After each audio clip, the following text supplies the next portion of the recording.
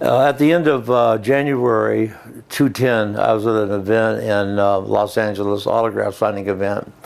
Two young guys from Holland made a decision to come and see me because of my failing liver, of my not reoccurring, but continually hepatitis C, destroying my new transplanted liver. And I've become very good friends with these young guys. They're great friends. One of them sent me an email and was very concerned over the remarks that Chris Jericho had made about me in his book, and asked me what my thoughts were, and about Jericho's remarks about me. And I want to read the actual email that I sent back to my friend in Denmark. And I said, I hope I didn't offend Jericho.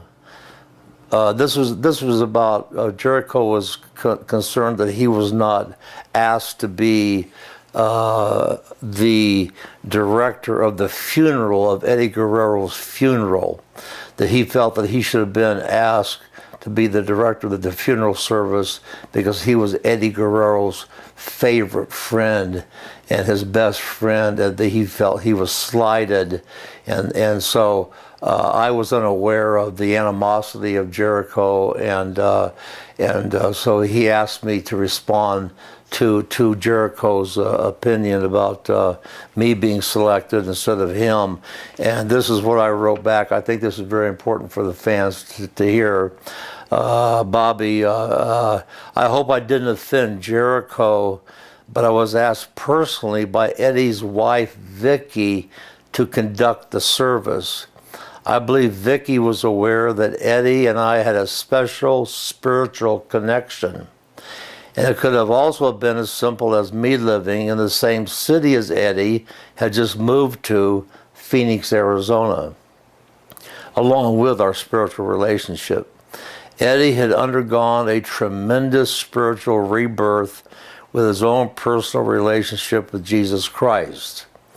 I was able to go into their newly purchased home and sit with Vicky at their dining room table and discuss things face to face with her, and also physically go to the funeral home here in Phoenix and discuss things with the director of the funeral home.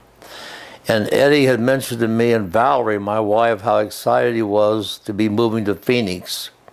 It will be living just a few miles apart. Plus, Vicky didn't have much time to think about who was going to do what, when, and where.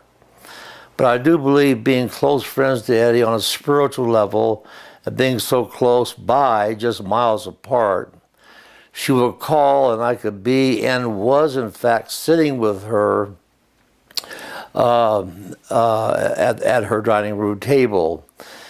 And Bobby, this is my friend in Denmark, the newly purchased home that they had just bought barely a few weeks before Eddie passed was still full of unpacked boxes of stuff that both extended family members were going through and helping Vicky unpack.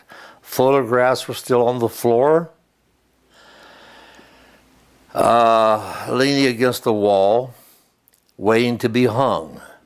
Valerie and I were in her home speaking with Vicky while Eddie was in a morgue back east. I believe it was Detroit. Chris Jericho may not, and I'm positive he is not taking all of these things into consideration that I've just mentioned to you. Vicky was under tremendous amount of stress and pressure.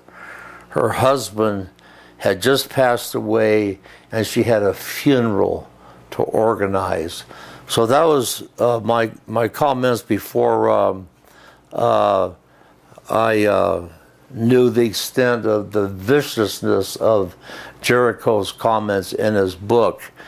And he had made the comment in his book that he felt that he should have been picked as the director of the funeral service because he was Eddie Guerrero's best friend. And as I just mentioned, Vicky really didn't have time to start picking out who was going to be the best friend and who should be selected out of ratings of friendship to conduct the funeral. The man had to be buried within a matter of days. He says that the several has-beens came forth and spoke to the media in an attempt to get attention back into the public's eye, basically to put themselves over. Billy Graham, Jim Hellwig, Deborah Marshall are charlatans who had nothing meaningful to say, and that each one was more inane and inept than the last as they made an appearance on news and talk shows across the country. First of all, Chris Jericho, Chris Benoit murdered a child. He strangled a 7-year-old little boy to death and killed his wife and then hung himself over a 3-day period of time. It was the slaughter and murder of the innocent. And you said that I had nothing meaningful to say when I was on national television. As it turned out, this murder led to numerous media accounts and a federal investigation into steroid abuse, which I'm an expert at since I started using steroids in 1966. And steroid abuse in professional wrestling, this triggered a federal investigation. For your information, Jericho, after I appeared on the Katie Couric National News, NBC National News, putting distance between the WWE and the use of steroids and the Chris Benoit murder-suicide, I received an hour later a personal phone call from the WWE offices, and it was from the office of Linda McMahon. And the young lady on the phone says, Superstar, Linda McMahon would like to say a few words to you. Well, guess what, Jericho? Linda McMahon got on the phone and thanked me personally for putting distance. Linda McMahon thanked me personally for being on national television and putting distance between the murder and the slaughter of the innocent and steroids and the WWE. And you said that I was nothing but a charlatan who had nothing meaningful to say about this incident. So I submit to the fans of professional wrestling, do you want to take Chris Jericho's word, or do you want to take the personal phone call that I received from Linda McMahon thanking me for stepping up to the plate and telling it like it is, that steroids had nothing to do with the slaughter of the innocent and this horrible, horrible murder, suicide?